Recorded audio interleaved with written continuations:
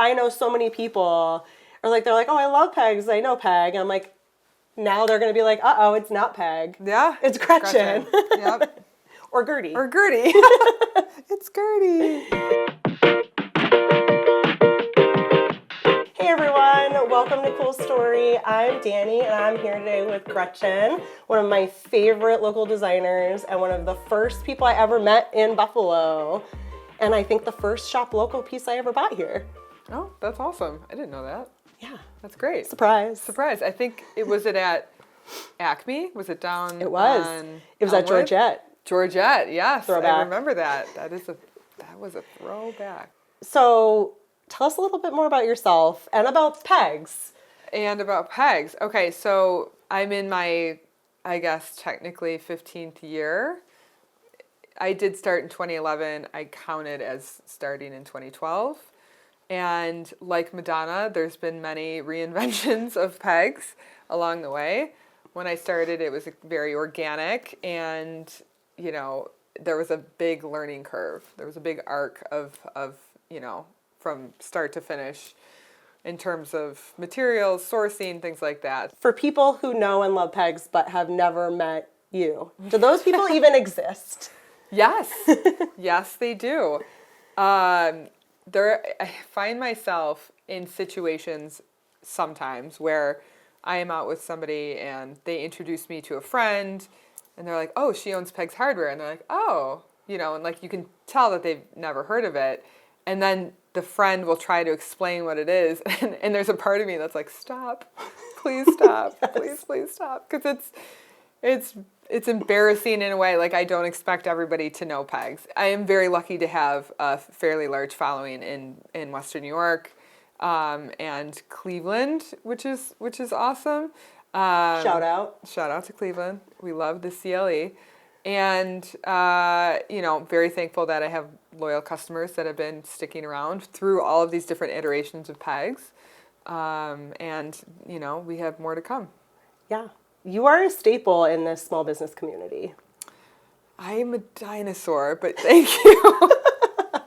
No, I mean, I do understand that in certain ways I'm an anchor. I've been around for a little bit, kind of understand. But, you know, with everything, you know, there's pros and cons with that. Yeah. So I think, though, it's really cool. And I know when I talk to a lot of makers, their face light up when they talk about pegs because you, I think in a lot of cases, are the proof to them that it is possible. Well, I'm happy that that's the case. You know, I worked very hard and it was one of those things that I don't think there was an alternative once I started. The idea truly of going back to a 9-to-5 and working for somebody else was a large driving force. And then it was also a big creative outlet that I could kind of express things that I loved or were coming to me and putting it into, you know, a practical, you know, way, you know, having these little pieces of wearable art that people could, you know, walk around with. And I will never forget the first time I saw pegs in the wild, and it was really one of the coolest experiences. I was walking down Elmwood. We had just left Acropolis, which I don't think exists anymore, and somebody was wearing a pair of the button earrings that I made, and I walked right past them, and I was like, oh my God, like those are mine. Like it's amazing. And that juice keeps propelling you, and you know, hearing how people get very attached to certain pieces. I get a lot of like, I've had this necklace on for X amount of years.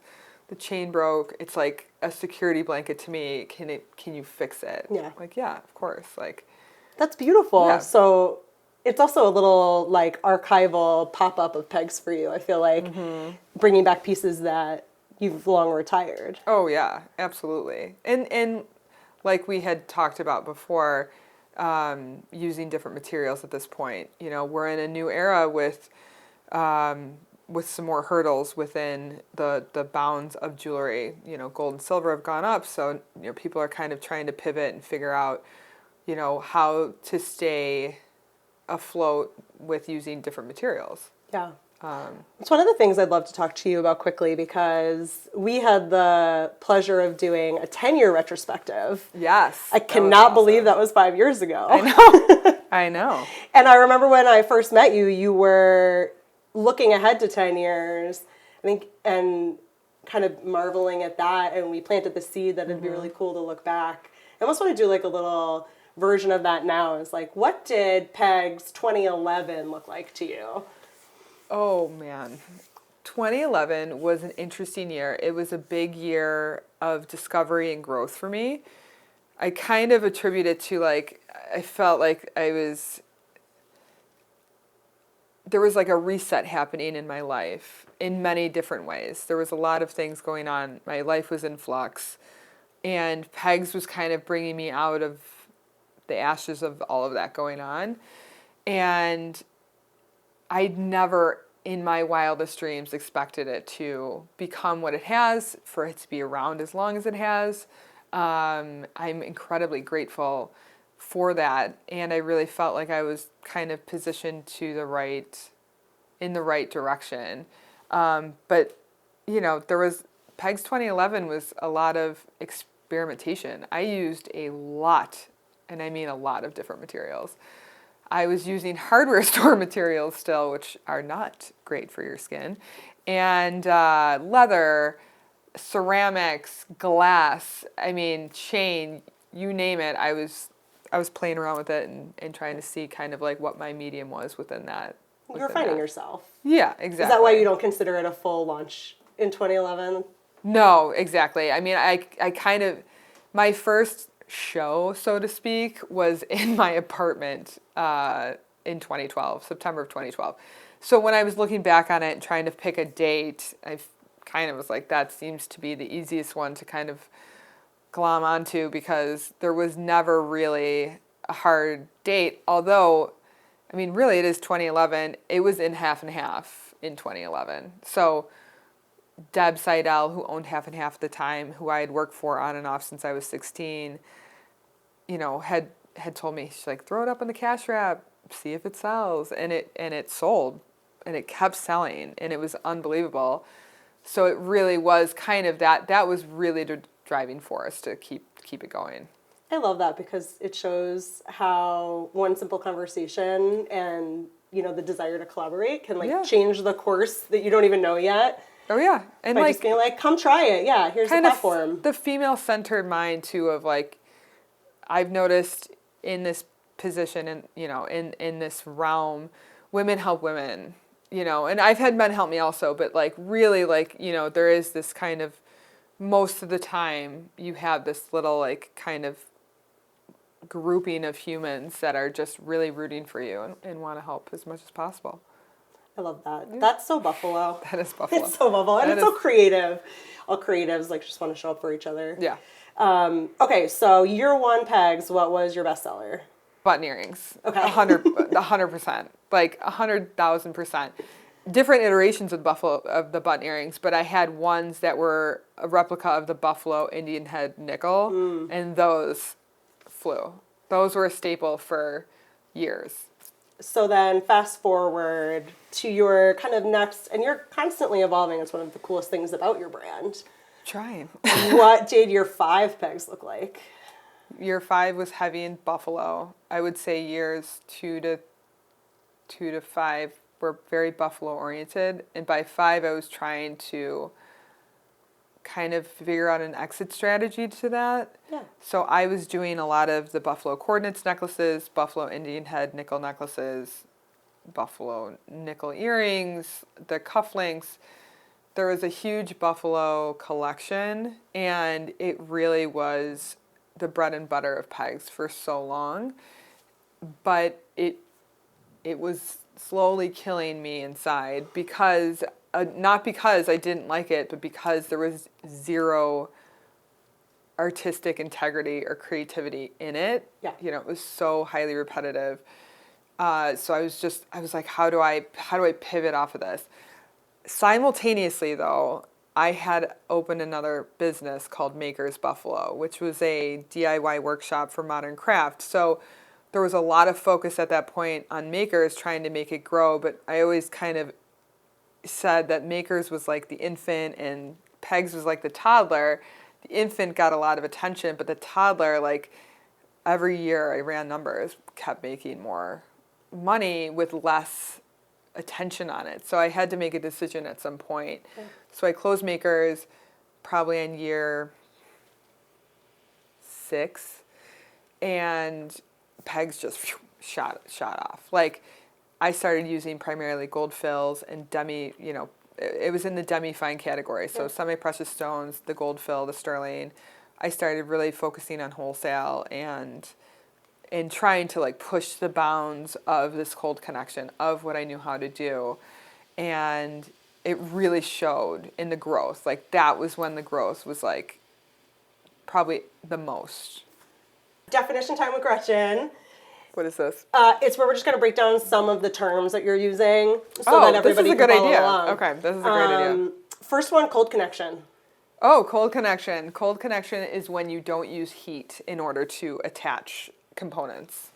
Yep. So there's cold connection, which would be kind of your wire manipulation, wire wrapping, and then there's smithing, which is when you have fusion, where you use heat or a torch, and there's casting. So there's different tiers of being a jeweler and what that means for you. And cold connection is your cold connection is my sweet spot. I do know how to smith a little bit. Not enough that is comfortable for me. I would like to learn more of it, but it also does not lend itself to make it easy to do wholesale. So you really have to kind of decide what you're doing. Demi-fine is a demi-fine. That was next. Okay, here we go. So there is costume, which is, what you would get at like Target or J. Crew or things like that. That is a gold plating over a base metal. You can argue the different variations of plating and thickness, but that's what it is. Then there's demi-fine, which is a gold fill and sterling silver. Gold fill does have gold in it, so it has a certain value. Sterling silver, same thing. And then there's fine, which is solid golds and, precious stones, your rubies, emeralds, and diamonds. And then back to the demi-fine, your semi-precious stones, freshwater pearls, quartzes, and tourmalines, things like that. Very cool. Yeah. And so and that also very much impacts price point. Oh, absolutely. Yeah. And also, we talk a lot about hypoallergenic. You got to be careful with that in costume and jewelry. Absolutely. So that's where the allergy comes in. A lot of the costume jewelry is electroplated, which is a very thin layer of gold over a base metal. The base metal, most of the time, is kind of a melting pot of metals, nickels, coppers, things like that. So that's where you get the allergy. Whereas the demi-fine, the sterling silver, and the gold fill are hypoallergenic. So you don't really have to worry about that. And then solids you're good to go. Most people. I mean, some people are allergic to fine and can only wear costume. It really... Why did I not get that version of the allergy? Why did I know. Can only wear... I know. In the same way that some people's, it depends on the pH in your skin. Some people's pH shines up brass, some turns to green. Some people do the same thing with sterling, some oxidize. It just kind of really, it's so person specific. Most of the time, though, gold fill is fine for people. Sterling is fine for people. What did year 10 pegs look like? Year 10 pegs. Well, that was the retrospective, which was I was like, I know I was awesome. there. I love that. That was one of the coolest things and really was one of the first times that I allowed myself to lean into what I'd done. And it's hard for me to do, but I was very excited. We had the party. We had the magazine cover and the shoot, and it was very, very cool. And I think one of the greatest experiences in the span of pegs. And that means so much to me. It really was. This is how I'm touched by I know. I'm like, well, that one's cool too because and like I can show you the retrospective, no surprise, nerd out on creative evolution and journey, and seeing how you've evolved and continue to evolve pegs based on so many factors you don't control. I think it took you on a really fascinating creative journey, and I wanted to kind of go back and look at that with you. And I mean, I can tell you it wasn't year 10, it was COVID. It was year, I guess, 8 at that point. COVID was an interesting shift, obviously. We were in a whole kind of a brand new situation, a brand new world. And that was when I really tried to take off the normal pegs hat and put on an entirely different one, which is if I find myself in a situation where I don't have the ability to buy more supplies, what could I do from the found materials that I have in my office, in my studio? Yeah. And that's where the Balance series was kind of created, and the mismatched earrings, and the heavy beaded, the heavy colors. And that was a collection that I was very proud of, but also like petrified to launch. Like, it took me months. I don't think I finished it in a month, and that was probably the end of January, not end of January, that was probably within the first month of COVID, but it was not released until the end of August because I was like, it's so different. It's so different from pegs. I don't know if people like it. For some reason, I had attached myself so much to it that I was like, I will be hurt if people don't like it.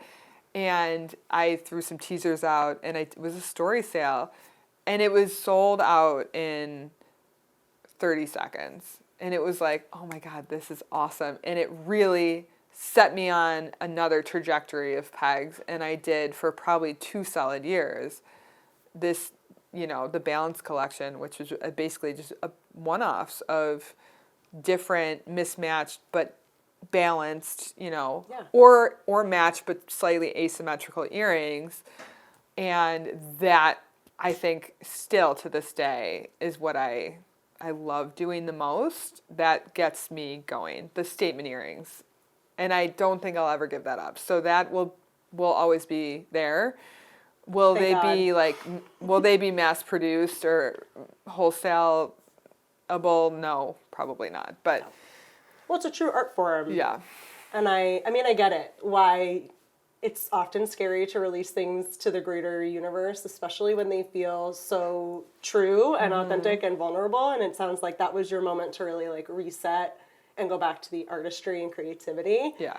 And then to have that precious thing, and then you're like, the world is going to see this? Yeah, it's I hope they like it. I'm not at all surprised that it sold out in a flash, though. It was very cool. It was definitely the first time I had ever done a story sale. Yeah. I mean, really, that was... I'm trying to think of if people did story sale before COVID. Well, I think it's an interesting testament for you because you established yourself in this, region and in this area by going to markets and being and pop-ups, being very physically present. Yes. And then go to COVID and it's a complete shift. You're done. But I think it's also a testament to the audience that you built, like your base of customers, that after 8 years, they're just like, we're here, show us what you can do. I mean, and they're not going anywhere to wear these earrings. So at that moment, so it was a very cool thing to experience. I was very thankful. I'm continuing to be thankful for all of the support that I have amongst all of the, amazing clients that I've had over the years. Yeah. Really have stuck with me, and, please continue. Please hold on. There's more to come. Oh my gosh, and we didn't even talk about the whole fact that you have jewelry that people absolutely love for weddings. It's brides and I do get some bridal consults, which is kind of cool. That is very high stakes, high pressure. I'm not gonna lie, it's not my favorite thing, only because of the high stakes and high pressure. But it is very cool to be a part of people's special days, and I know that some of these items will be,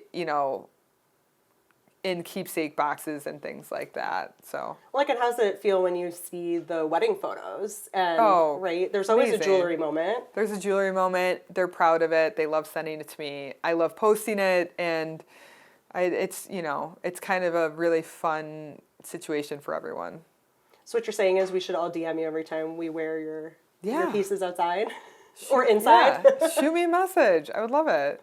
That's awesome. Put it up online. I'll share it. How did you find your way to making jewelry? You also like have this artistic, just like aura. Oh, you should see me in the morning or just like every day at home with the kids. Thank you. I've always been artistic in some form or fashion. The story of pegs quickly is, I was 14. My grandmother. I told my grandmother that I wanted to make jewelry. She believed in that. She gave me $100, which is, a big deal. I went out and bought my first set of tools and beads, and then I started making things in high school and would sell them to like friends' parents, kind of a thing for Christmas or whatever. And then I did actually very mildly dabble a little bit in college. I did a packaging project, and that's where it was peg hardware. And the packaging was basically brushed aluminum cylinders that when you unscrewed, had the jewelry suspended from the top. And the idea was that it was kind of a play off of the hardware, because a lot of hardware store elements are actually used in jewelry, just in a much smaller, more refined scale. So I liked that idea, and it was a fun packaging project. And then fast forward till I was 30, 31. And my sister was working at a boutique and had a bag of broken costume jewelry, and she was like, "Do you want this? They want to throw it out." I'm like, "Yeah, I'll take it." And I started kind of messing around, and that's basically when, Debbie Seidel had told me to throw it up on the cash wrap at half and half, and 15 years later, here I am. Yeah. I see the thread though of it sounds like you often create your best or most like true like fun experimentation when you're kind of backed against a wall. Yes. Or you're handed something. Correct. The initial reaction is, "Oh, okay, great." Like, I'm not going to swear. But like there's that initial reaction where you're like, "Oh God, what am I going to do?" But then it forces me to just problem solve, and I'm constantly thinking of like, what could I do, and that's kind of where this new iteration of pegs or the pivot of pegs happens. And specifically now with rising costs of metal, I'm starting a kids line, and then we're going to have a kind of line within pegs that it's going to be the Claire collection, and it's going to be all surgical steel with PVD coated, kind of everyday wear. The price point is going to be much lower. It's still going to be hypoallergenic.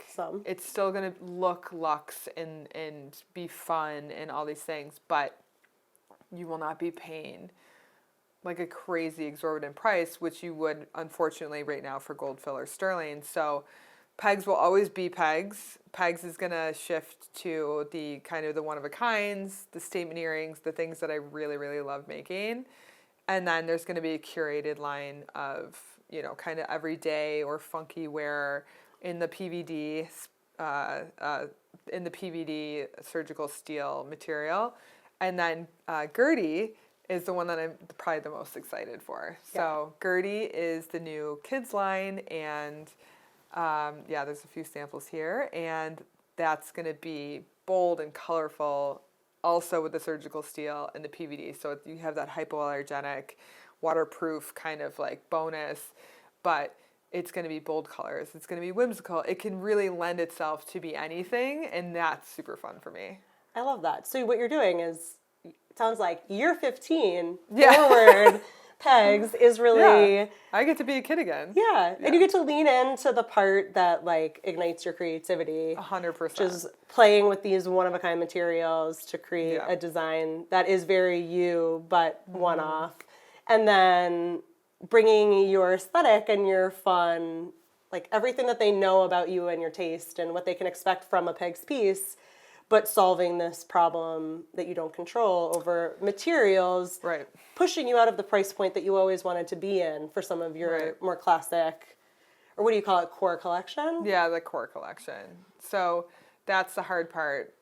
Once upon a time, 14 karat gold fill, tiny hoops were reasonably priced. They now are not so reasonably priced because they hold a, gold value.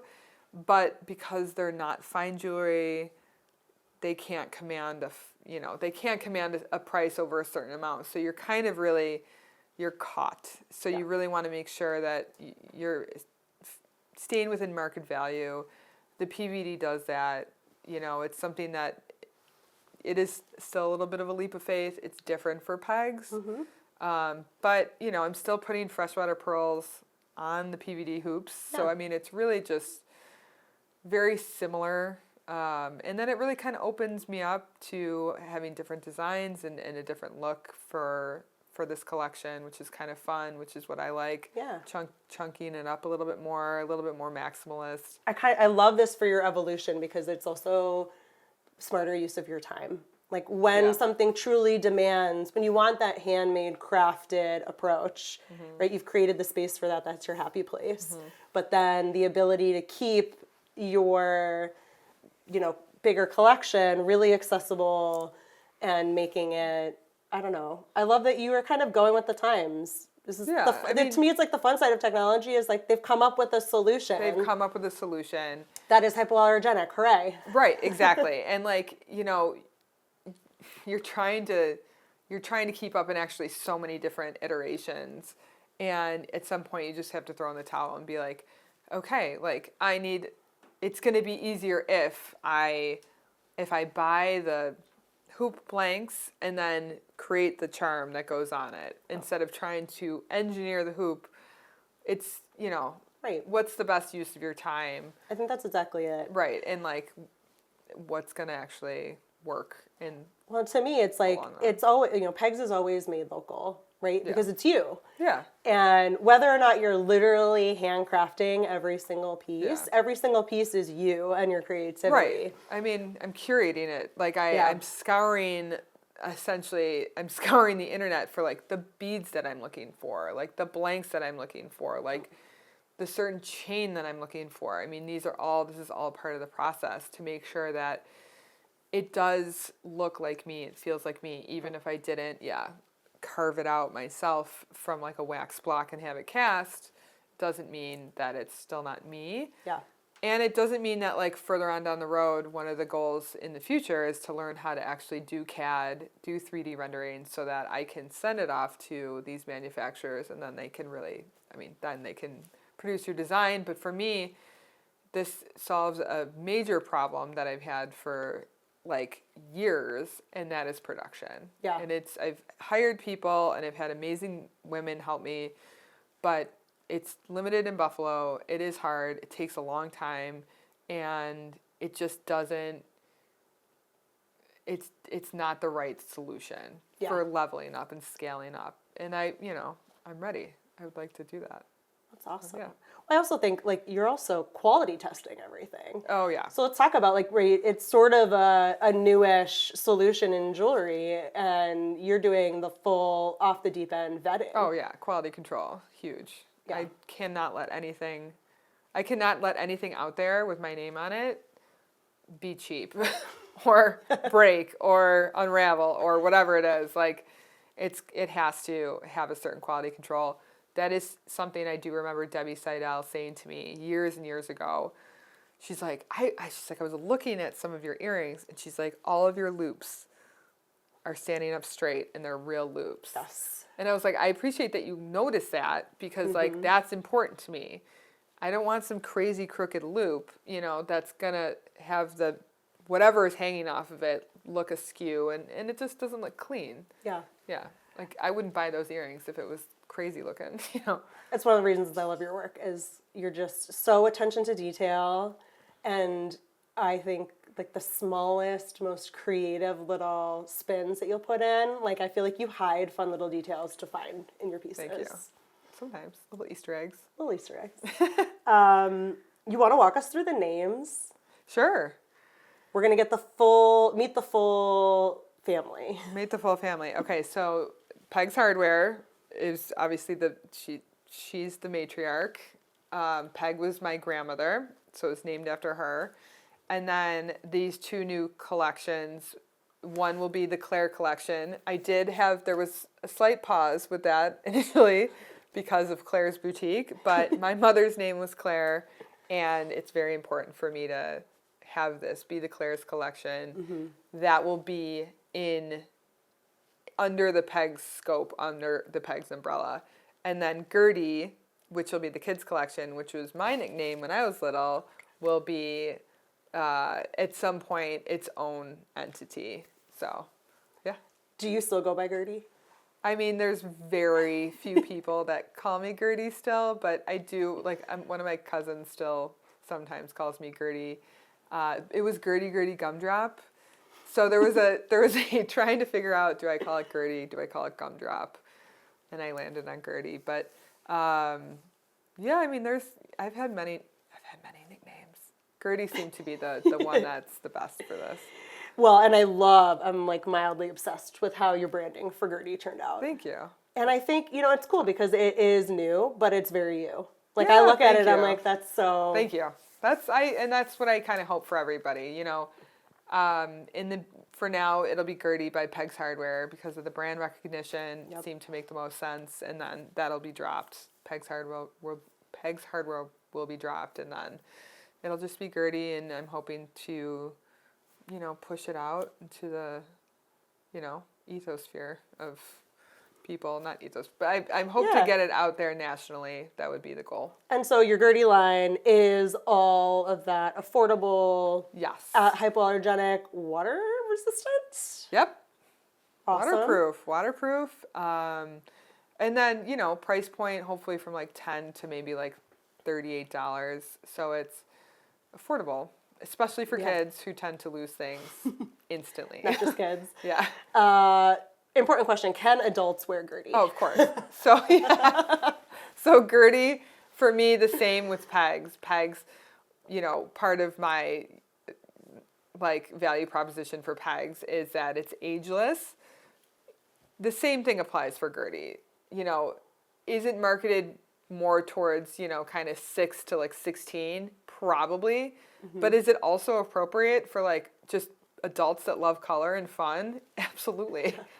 There are a few things that I have that I'm like, I'll be wearing these because it's great. They're super cute. It's just a really, if you want to live out loud, if you want to live in color, Well, I'm perpetually very jealous of my niece's things. I feel like they make really cool, super vibrant things for kids now. Oh, yeah. And I'm like, where's my fun light up shoes? And oh, yeah. Yep. This is my cool story, as I like to joke. Today is cool story with Gretchen. So story time with Gretchen, but I always like to return the favor. So I went looking for a Buffalo fact that connected to you in some way. Oh, okay. You'll see. So we're going to go with did you know Buffalo is home to some of Salvatore Dali's unique pieces? I know of one or two. Yes. So which one do you know? I know there's one in the Albright that's hanging in the Albright. And I think that they have another one that they rotate in and out. Enter laptop for fact checking. Is there another one? There is. So in Buffalo? Yes. Find me the... I love this story. So this is my really cool fact that I found. Dali was treated in Buffalo in 1972 at Roswell Park. Really? Yes. He was treated by a dermatologist there. He had skin cancer and he came here for treatment. Huh. And loved his doctor and his doctor ended up having a couple unique pieces, which he donated to the University of Buffalo. No. So UB is actually home to a collection of Salvatore Dali pieces. Come on. Dali might be my favorite, famous artist because when I was on my honeymoon, we went to Barcelona and then we drove to Figueres, which is where Dali was born. Yeah. So that's where their flagship Dali museum is, like his museum that he designed. And it is wild. The entire outside looks like an Easter egg. It's covered in these gold bunnies. And then when you go inside, it's made from this old church, but it is Dali. It's surreal. You almost feel like vertigo-y in certain rooms because it's so wild. It was one of the coolest experiences. And then one thing that I didn't realize is that Dali made jewelry. Part of his process, part of his creativity extended to designing and making these pieces of jewelry. I don't know if he actually fabricated them, but they had the Dali jewels on exhibit, and when you went in, you had to go in through a giant bank vault door, and it was pitch black, and the only thing that was like lit up were these cubes, and it with a light on it, and it was all of the pieces, and I'm talking like massive, like with mechanics and solid gold, rubies, all like emeralds, solid, like just I was floored. Wow. It was incredible. I love that you met my cool fact with a cool fact. High five. Yeah. Surrealism is one of your big inspirations for your own line. You know, it's funny that you say that because it's not something that I've really thought about before. Like Alexander Calder, yes, I see his influences in my work. Mondrian, yes. Dali, in certain ways, especially with like the Balance series, absolutely. And that's interesting that you kind of picked up on that because I've never really put those two together. But I do love, the abstract of, but also balance. Yeah. Can't be chaotic. So for me, it's finding that balance of what's the perfect amount of chaos that still is cohesive. Yes. So, if that's Dali, sign me up. That's where I'm going. Okay, let's nerd out. Okay. That's my favorite part about, well, I say that about every part of Cool Story, but one of my favorite parts is, we get to nerd out on the things that we're passionate about. And you are passionate about vintage jewelry.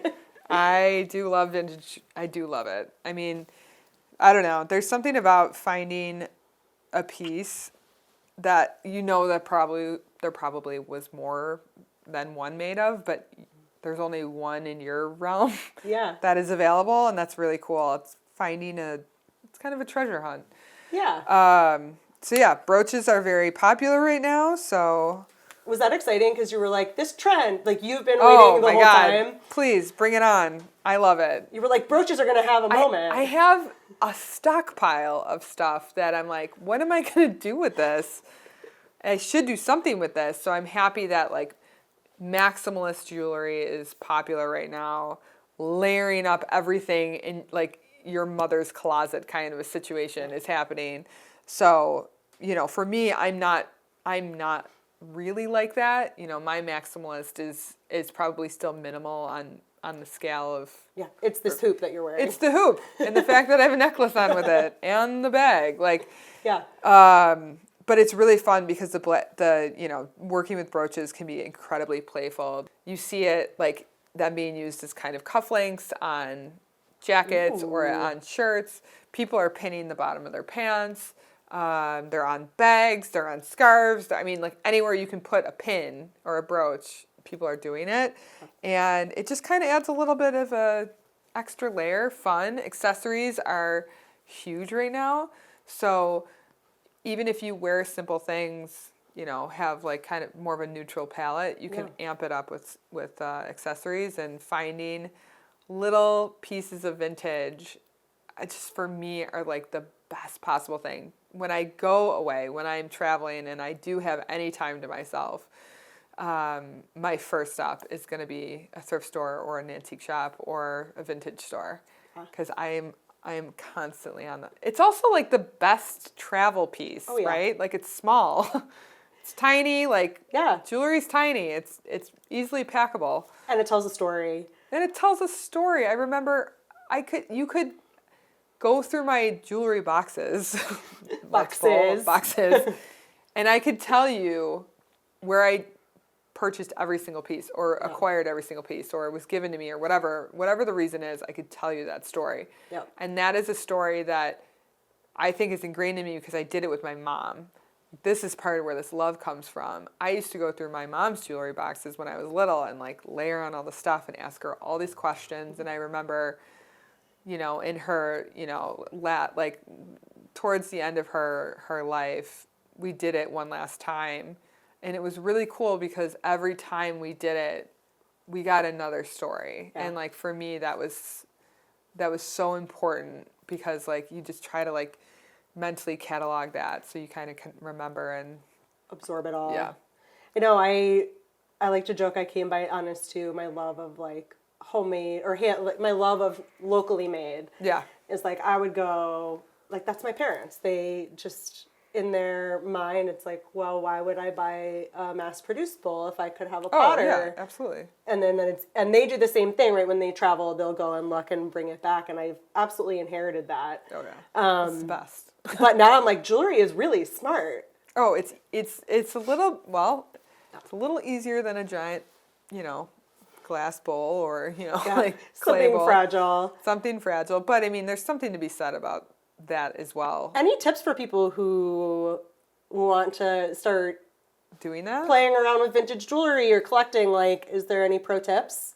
I would say try to go off the beaten path, like Goodwill or Salvation Army, AMVETS, things like that are kind of in a weird, obscure areas that might not be overpicked. Yeah. That would be a great place to kind of look. If you don't feel like digging, Etsy and eBay are like absolutely a great place to find things if you're looking for something specific. But Facebook Marketplace can be huge. I mean, right now, like I mean, my algorithm kind of goes there, but like people will sell like lots of brooches and things, and generally you can get them for like, depending on what's in there, $40, something around there. Is it like those storage unit sales where it's like you get everything in this bag? Well, some people do that. Mystery. But then some people have it like right now. I was contemplating buying I think there was probably like 7 or 8 brooches. And like there's probably like 4 or 5 that I really like. Yeah. And you weigh out like, is it worth then, if they're $10 a piece, is it worth it kind of a thing? When did you start collecting? Forever, Dani, like forever. Like when did I start collecting? I mean, like high school, like I have held on to, not high school, probably later, but I mean, I can remember in college being on a cross-country road trip and being like, ooh, I like that. Like, and I don't love it anymore, but at the time I liked it, and I still have it because you never know. And oh yeah, it's like artwork to me. I like taking these things out and looking at it and like seeing, and then I put it back. I mean, in some ways, kind of inspiration too. One of my all-time favorite parts of this chapter of my career and creating Cool Story is I've spent years meeting cool people and finding out really cool things about them because that's what a journalist does. Mm. But then to have an outlet where I can say, like, come behind the scenes with me. Yeah. Like, I think every journalist kind of has that. You have, or even artists, right? Like, you have so many notebooks of, like, raw material or ideas or... So many notebooks. So many things and it rattling around in my head. And I'm like, I wish I could share this. Mm-hmm. And as we go down this path of Cool Story, I love being able to bring everybody in and be like, now you get to hear all the cool things with me. Yeah. And, like, I know so many people... Or like they're like, oh, I love Pegs. I know Peg. And I'm like, now they're gonna be like, uh-oh, it's not Peg. Yeah, it's Gretchen. Yep. Or Gertie. It's Gertie. Thanks, Gretchen. It's been such a pleasure. Yes, for me too. Thanks for having me.